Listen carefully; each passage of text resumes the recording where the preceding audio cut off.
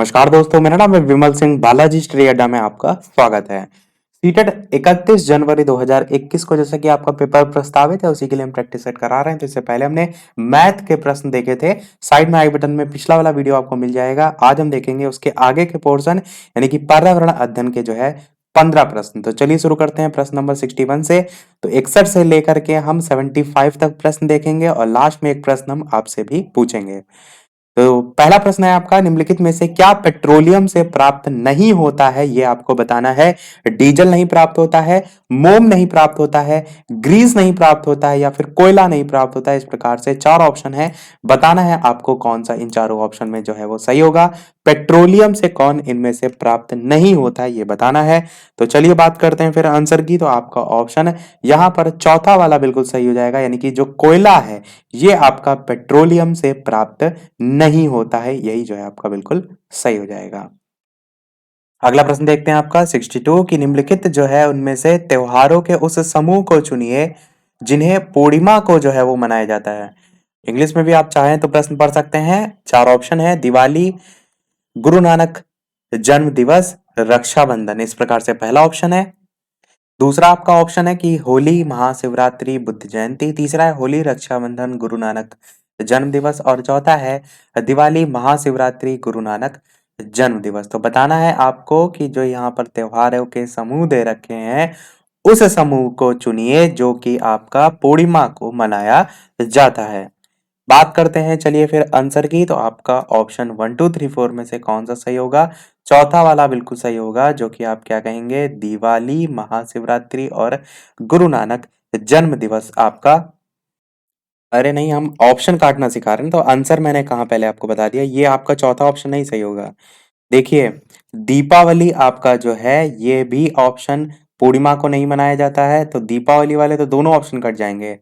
दूसरा या तीसरा में से आपका आंसर कौन सा सही होगा? होली, महाशिवरात्रि, बुद्ध जयंती या होली, रक्षाबंधन, गुरु नानक जन्म दिवस। तो आपका तीसरा वाला ऑप्शन बिल्कुल सही होगा। देखिए, जो होली होता है वो आपका फाल्गुन की पूर्णिमा के दिन मनाया जाता है, क्योंकि लिखा है ना पूर्णिमा को मनाया जाता है। तो होली जो है आपका फाल्गुन की पूर्णिमा के दिन होली का पर्व जो है वो मनाया जाता है।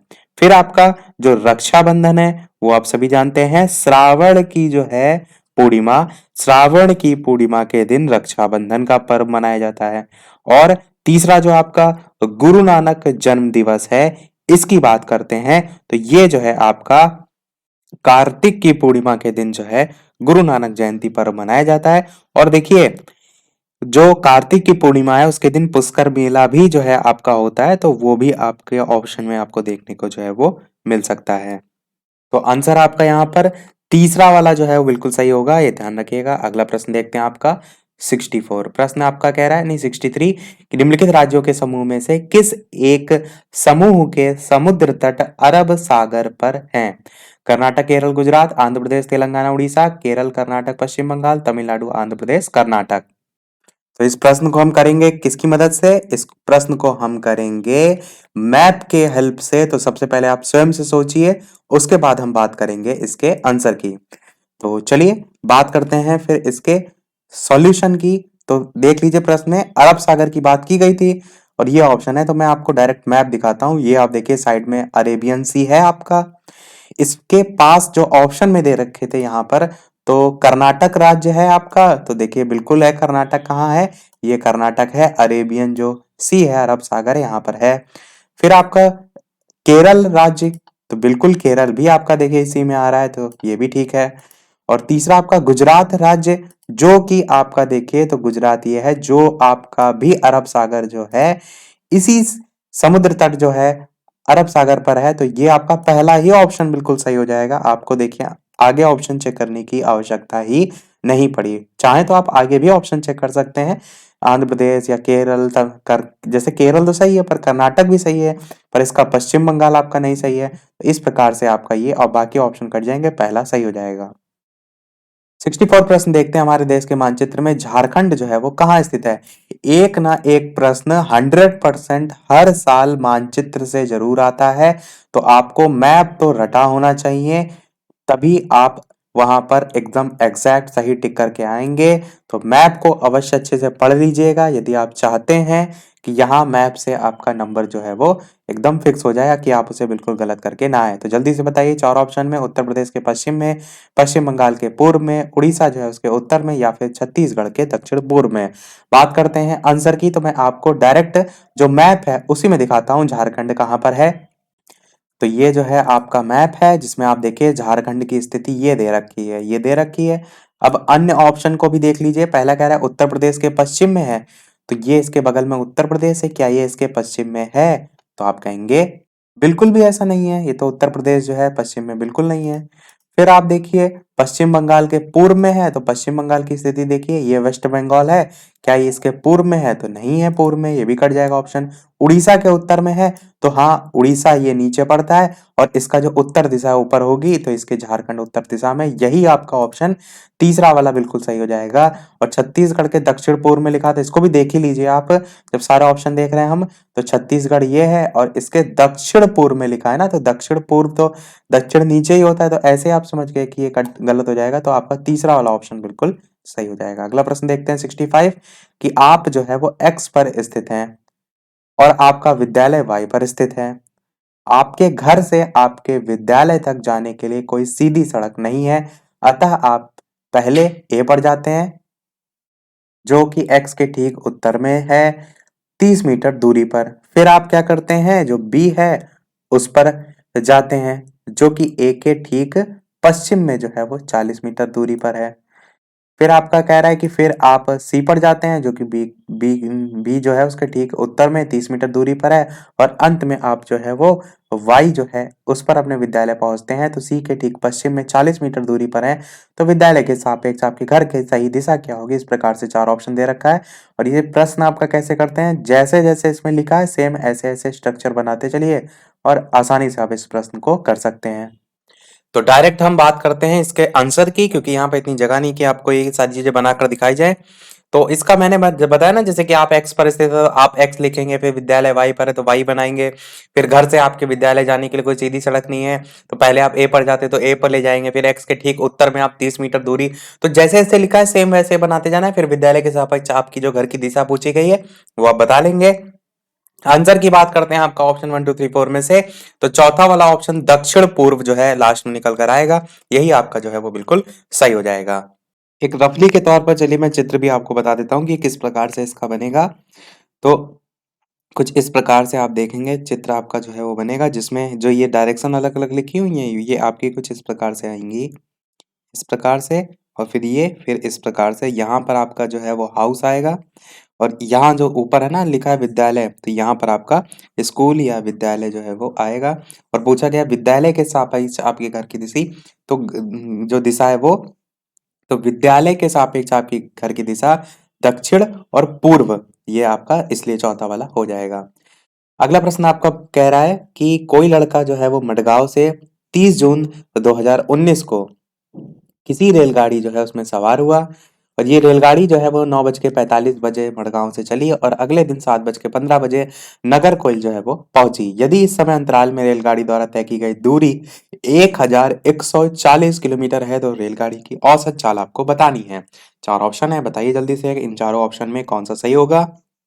तो इसको करने का तरीका क्या होगा, सबसे पहले आपको जो ये समय दे रखा है ना कि रेलगाड़ी इतने बजे चलती है और इतने बजे पहुंचती है, तो कितना समय लगता है वो आपको निकालना पड़ेगा। तो 9 जो है बज के 45 जो है ये टाइम हुआ है, और पहुंचती कितने हैं 7:15 पे।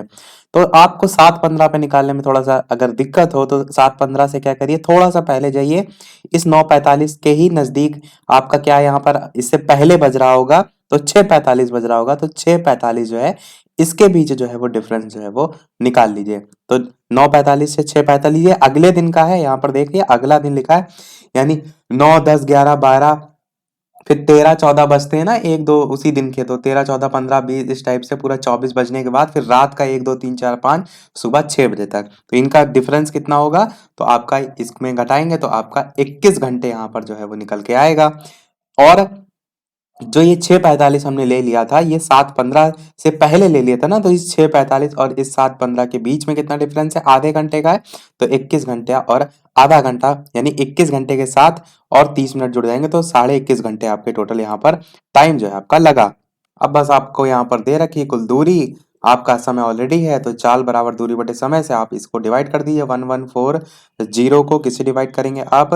21.30 से, और डिवाइड करने पर आपका यही 53 पॉइंट समथिंग में आएगा, जिसे हम 53 जो है मान लेंगे ओवरऑल, क्योंकि अन्य ऑप्शन ऐसे ही है। तो 53 किलोमीटर प्रति घंटा आपका बिल्कुल जो है वो सही हो जाएगा। अगला प्रश्न 67 कह रहा है कि हमारे देश के एक जंगल में उस जंगल के जो लोग हैं उनको खेती के लिए जमीन जो है वो ग्राम सभा जो पंचायत है उसके द्वारा एक विशेष मात्रक यूनिट अथवा इकाई में, जिसे टिन कहते हैं, आवंटित की जाती है। तो टिन है क्या, ये आपको बताना है। पहला ऑप्शन कह रहा है वह भूमि जिसकी जो विमाएं हैं वो 100 m इंटू 100 m है।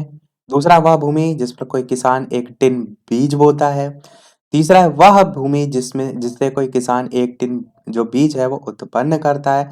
और चौथा कह रहा है वह भूमि या यह भूमि का मात्रक है जिसकी अभिकल्पना विशेष रूप से जंगलों के किसानों के लिए की गई है। तो बताना है आपको कि ऑप्शन 1 2 3 4 में से कौन सा जो है वो सही होगा। तो चलिए बात करते हैं फिर आंसर की।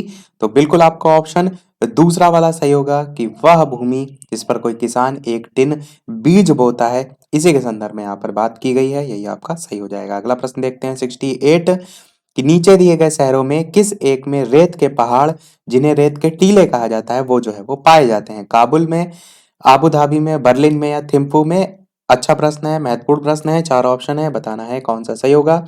इसके अलावा वीडियो पसंद आए तो वीडियो को सभी लोग लाइक भी अवश्य कर दीजिएगा, ताकि इसी प्रकार अच्छे अच्छे प्रश्न हम आपको आगे भी प्रैक्टिस जो है वो कराते रहें। लाइव टाइमिंग है दोपहर के 3 बजे सीटेट के लिए, तो लाइव आकर भी वीडियो आप देख सकते हैं, प्रैक्टिस कर सकते हैं। आंसर की बात करते हैं तो आपका ऑप्शन नंबर दूसरा आबू धाबी जो है वो बिल्कुल सही हो जाएगा, जो कि आपका रेत के पहाड़, रेत के टीले, ये जो है इसको कहा जाता है, यहाँ पाए जाते हैं। अगला प्रश्न 69 कह रहा है कि हम सभी पुराने कुओं को देखते हैं जो अब सूख गए हैं। हमारे बड़े यह कहते हैं कि अब से लगभग 25 से 30 साल पहले इन कुओं में काफी पानी था। तो आपको जो है निम्नलिखित में से कुओं के सूखने के संभावित सही जो कारण है उनको जो है वो चुनना है। प्रश्न आपका काफी बड़ा है, तो थोड़ा सा इसको जूम आउट कर देते हैं ताकि आपको अधिक से अधिक प्रश्न जो है वो दिखाई दे, और वीडियो की क्वालिटी थोड़ा सा बढ़ा लीजिएगा ताकि आपको प्रश्न जो है यहाँ पर लिखा हुआ स्पष्ट जो है वो दिखाई दे। तो 4 ऑप्शन में पहला ऑप्शन आपका है कि जिन झीलों या तालाबों में वर्षा का पानी इकट्ठा होता था अब जो है वह नहीं है। दूसरा कह रहा है कि पेड़ों, कुओं और आसपास के जो क्षेत्र हैं उनकी अगर बात करें तो उनकी जमीन अब कोलतार सीमेंट से ढक गई है। तीसरा कह रहा है कि कुओं का कोई उपयोग ही नहीं करता क्योंकि घर घर में टोटियां लगी हैं। और चौथा कह रहा है भूमिगत पानी को खींचने के लिए कई विद्युत जो मोटर चालित पंप हैं वो लग गए हैं। तो नीचे 4 ऑप्शन है कि ए, बी और सी सही हैं, बी, सी और डी सही हैं, या फिर सी, डी और ए सही हैं, या फिर ए, बी, डी सही हैं। तो छांटना है आपको कि इन चारों ऑप्शन में कौन सा जो है वो सही होगा एबीसीडी में से। चलिए बात करते हैं सूखने के संभावित कारणों में कौन कौन सा सही है। तो आपका ए बिल्कुल सही है, थोड़ा सा जूम भी करते हैं ताकि स्पष्ट तौर पर सारी चीजें दिखाई दें कि जिन तालाबों में वर्षा का पानी इकट्ठा होता था अब वह नहीं है, तो ए तो बिल्कुल सही है आपका। फिर आपका पेड़ों, कुओं और आसपास के जो क्षेत्र है उनकी जमीन अब कोलतार सीमेंट से ढक गई है, भी बिल्कुल आपका बी सही है। पर सी गलत है कि कुआं का कोई यूज ही नहीं करता क्योंकि हर घर में टोटियां लग गई, ये आपका गलत है। चौथा वाला भी बिल्कुल सही है कि भूमिगत पानी को खींचने के लिए कई विद्युत मोटर चालित पंप लग गए हैं, तो ये भी सही है। तो ए, बी, डी वाला ऑप्शन चौथा वाला जो है वो बिल्कुल सही हो जाएगा। 70 प्रश्न देखते हैं। पर्यावरण अध्ययन जो है इसमें संकल्पनाओं और मुद्दों को विज्ञान और सामाजिक विज्ञान विषय के रूप में नहीं रखा गया है, इसका क्या रीजन है ये आपको बताना है। पहला ऑप्शन कह रहा है कि सीबीएसई के द्वारा संचालित जो अध्ययन के पाठ्यक्रम हैं उनको इसी प्रकार से निर्धारित किया है। दूसरा कह रहा है कि इस आयु वर्ग के बच्चे अपने परिवेश को समग्र रूप से देखते हैं। तीसरा कह रहा है ये शिक्षण अधिगम की एक अच्छी युक्ति है, और चौथा कह रहा है ये पाठ्यक्रम के भार को कम करने के लिए है। तो बताना है आपको कौन सा जो है वो सही होगा। तो चलिए बात करते हैं फिर आंसर की। तो बिल्कुल ऑप्शन 1 2 3 4 में से दूसरा वाला ऑप्शन सही होगा कि इस आयु वर्ग के बच्चे जो है अपने परिवेश को समग्र रूप से देखते हैं, यही आपका जो है मेन रीजन होगा, जो कि पूछा गया था ना कि पर्यावरण अध्ययन में संकल्पनाओं और मुद्दों को विज्ञान और सामाजिक विज्ञान विषय के रूप में नहीं रखा गया। इसका क्या रीजन है? क्योंकि वे अपने परिवेश को समग्र रूप से जो है वो देखते हैं। अगला प्रश्न देखते हैं आपका 71। निम्नलिखित में से कक्षा 1 और कक्षा 2 के लिए पर्यावरण अध्ययन विषय के संदर्भ में सच जो है आपको छांटना है। तो ऊपर का आपने पढ़ लिया, आप चार ऑप्शन पढ़िए कि पर्यावरण अध्ययन से संबंधित जो मुद्दे हैं और संबंध है उनका संपादन भाषा के द्वारा होता है। दूसरा कह रहा है कि पर्यावरण जो अध्ययन है उससे संबंधित जो मुद्दे हैं और संबंध है उनका संपादन भाषा और गणित के माध्यम से होता है। तीसरा कह रहा है कि कक्षा 1 और 2 में पर्यावरण अध्ययन को एक नए विषय के रूप में प्रस्तुत किया गया और चौथा कह रहा है कि कक्षा 1 और 2 में एक विषय के रूप में पर्यावरण अध्ययन समझने के लिए आसान नहीं है। तो बताना है कौन सा सच है। तो चलिए बात करते हैं आंसर की। तो आपका दूसरा वाला बिल्कुल सही होगा कि पर्यावरण जो अध्ययन है उससे संबंधित जो मुद्दे हैं और संबंध है उनका संपादन भाषा और गणित के माध्यम से जो है वो होता है। अगला प्रश्न देखते हैं 72। प्रश्न कह रहा है कि पर्यावरण अध्ययन के पाठ्यक्रम में जो उप विषय हैं उनके स्थान पर थीम को क्यों प्रस्तावित किया गया है? इसका क्या रीजन है ये आपको बताना है। पहला कह रहा है कि जो पर्यावरण अध्ययन है उसमें पाठों को कम करने के लिए ऐसा किया गया है। दूसरा कह रहा है कि बच्चों के परिवेशीय जो बोध है उसमें वृद्धि करने के लिए ऐसा किया गया है। तीसरा कह रहा है कि बच्चों के स्थानीय परिवेश के जो मुद्दे हैं उनसे जुड़े हुए और अंतः संबंधित समझ जो है उसको विकसित करने के लिए किया या उसको विकास करने के लिए किया गया, या फिर उप विषय की तुलना में थीम आधारित पर्यावरण अध्ययन का संपादन आसान है, ये रीजन है। तो बताना है पर्यावरण अध्ययन के पाठ्यक्रम में उप विषयों के स्थान पर जो थीम है उसको प्रस्तावित किया गया है, इसका क्या जो है वो रीजन है। तो चलिए बात करते हैं फिर आंसर की ऑप्शन 1 2 3 4 में से। तो आपका ऑप्शन कौन सा वाला? तीसरा वाला जो है वो बिल्कुल सही होगा कि बच्चों के स्थानीय परिवेश के मुद्दों से जुड़े हुए और अंतः संबंधित समझ के विकास के लिए जो है वो प्रस्तावित किया गया। अगला प्रश्न 73 है। ऑप्शन देखिए कितने बड़े बड़े हैं, इसीलिए मैं एक जो वीडियो है उसमें केवल 15 प्रश्न कराता हूँ कि आप कम पढ़ें पर अच्छा पढ़ें। तो ऑप्शन जो चारों दे रखे हैं उसको भी ध्यान से समझें कि क्यों सही है, तो क्यों है ये भी आपको पता होना चाहिए। अगला है कि कौन सा वर्तमान पर्यावरण अध्ययन पाठ्यक्रम के जो 6 मुख्य थीम है उनमें से एक नहीं है? भोजन, आवास, हम चीजें कैसे बनाते हैं, काम और खेल। तो बताना है कौन सा मुख्य जो 6 थीम है उनमें से नहीं है। तो चलिए बात करते हैं फिर आंसर की ऑप्शन 1 2 3 4 में से। तो भोजन आपकी थीम होती है, आवाज भी होती है, हम चीजें कैसे बनाते हैं ये भी होती है, काम और खेल आपकी नहीं होती है। चौथा वाला आपका ऑप्शन बिल्कुल सही हो जाएगा जो कि एक थीम जो है वो नहीं है।